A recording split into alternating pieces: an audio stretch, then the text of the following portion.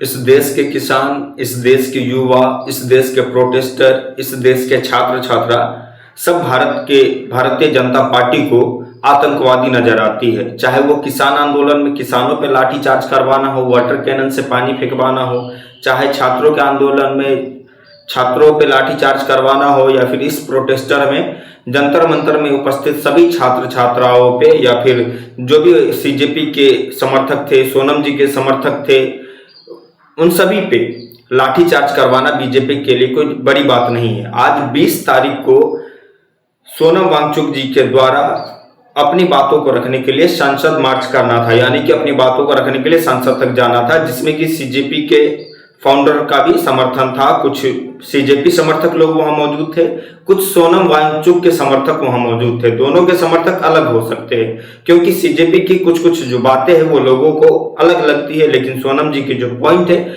वो सिर्फ और सिर्फ एजुकेशन मिनिस्टर का रेजिग्नेशन है। एजुकेशन मिनिस्टर धर्मेंद्र प्रधान से वो सिर्फ और सिर्फ एक ही चीज चाह रहे हैं कि वो अपने पद से इस्तीफा दे, ताकि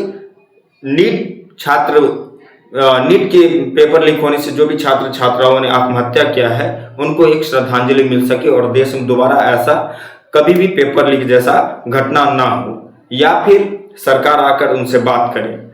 ना सरकार ने 20 दिन 22 दिन के अनशन पे आके उनसे बात किया, उल्टे उनके 20 दिन के अनशन के बाद अपहरण करने के तरीके से सोनम वांगचुक जी को गिरफ्तार किया गया। और आज की बात पे अगर आते हैं तो 20 जुलाई को आज 8:30 बजे के करीब जंतर मंतर से बारिश, जहां झमाझम बारिश हो रही थी, उस बारिश में युवाओं ने संसद मार्च किया और उसमें दिल्ली पुलिस के आरएएफ जवान जो थे, रैपिड एक्शन फोर्स के द्वारा, जो बिना नेम बैच के थे, अब ये भी नहीं पता कि वो किसी विरोधी दल के हैं, किसी आम जनता को यूनिफॉर्म पहनाकर वहां खड़ा कर दिया गया है, या किसी दहशतगर्द को वहां यूनिफॉर्म पहनाकर खड़ा कर दिया गया है, वाकई में वो रैपिड आर्म फोर्स के जवान हैं। रैपिड आर्म फोर्स के जवान के द्वारा कई युवाओं पर लाठीचार्ज किया गया। उसमें कुछ वीडियो सामने निकल कर आ रही है जहां युवा खड़े हैं, एक बार भी उन्होंने पुलिस वाले पे हाथ नहीं उठाया और फिर भी उसको 4-5 आरएएफ के जवान घेर कर मार रहे हैं। मेरा एक चीज बताओ, जितने भी वहां दिल्ली पुलिस के जवान है या आरएएफ के जवान है, क्या तुम्हारे बाल बच्चे नहीं है? क्या तुम्हारे बच्चे नहीं है? वो जितना युवा खड़ा है वो इस देश के हर एक स्टूडेंट के लिए वहां खड़ा है, ताकि दोबारा देश में ऐसा घटना ना हो, पेपर लीक ना हो, ताकि बच्चे का 1 साल 2 साल 3 साल बर्बाद ना हो, कुछ बच्चों की जानें ना जाए। लेकिन फिर भी आरएएफ के जवान उनको मार रहे हैं, उनको गालियां दे रही है। कुछ वीडियो जैसे हैं जो कि मैं चला नहीं सकता हूँ, गालियां उसमें है। मैं नहीं चाहता हूँ कि मैं अपने वीडियो पे किसी और का वीडियो चलाकर कॉपीराइट लाऊं, या फिर किसी की गालियों का वीडियो चलाकर आपत्तिजनक इस तरीके का कुछ भी मेरे चैनल पे हो। नहीं तो मैं भी गाली दे सकता हूँ जिस तरीके से हर जगह की कारनामाएं हैं, लेकिन मैं नहीं देता हूँ। तो कुछ कुछ वीडियो है जिसमें गाली नहीं है, वो वीडियो मैं आपको यहाँ लगा दे रहा हूँ। एक वीडियो जिसमें आप देख सकते हैं कि एक लड़के को किस तरीके से आरएएफ के जवान घेर कर मार रहे हैं। और मेरा एक ही सवाल है सरकार से कि आप आकर बच्चों से मिल क्यों नहीं लेते, कि आपको ये पूरा प्रोपोगेंडा फैलाना पड़ रहा है। 163 लगा दिए आपकी, अब उस जंतर मंतर पे प्रदर्शन नहीं कर सकते, 4 लोग से ज्यादा वहां खड़े नहीं हो सकते हैं। आपने मेट्रो और कई स्टेशन से एग्जिट गेट बंद करवा दिया, 4-4 मेट्रो स्टेशन के आपने एग्जिट गेट बंद करवा दिया है। आपने पूरे फोर्स को वहां लगा दिया है, रैपिड एक्शन फोर्स को आपने लगा दिया है, दिल्ली पुलिस को लगा दिया है, कई आईपीएस को आपने उस ड्यूटी में लगा दिया है, और एक धर्मेंद्र प्रधान का आपसे इस्तीफा नहीं लिया जा रहा। आपने देश के साइंटिस्ट सोनम वांगचुक जी को उठा लिया है।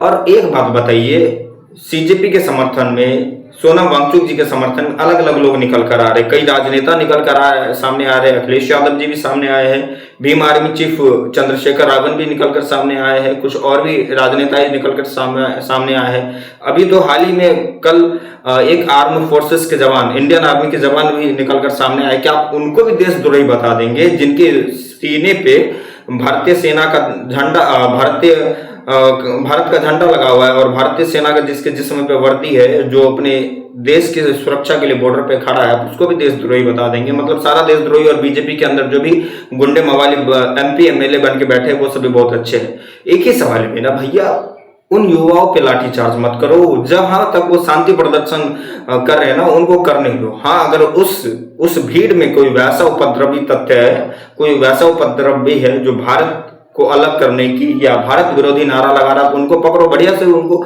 पकड़ के जो करना है वो करो, जितना मारना मारो उसको, जो देश विरोधी नारा लगा रहे हैं। लेकिन जो देश विरोधी नारा नहीं लगा रहे हैं, जो शांतिपूर्ण तरीके से अपनी बातों को रख रहे हैं, हमारा भारत के संविधान के साथ हमारा संवैधानिक अधिकार है।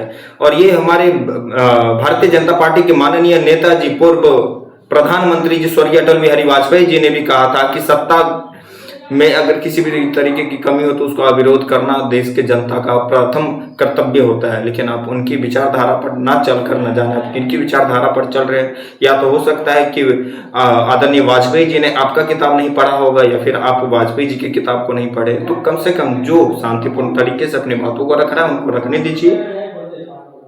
जय हिंद, वंदे मातरम।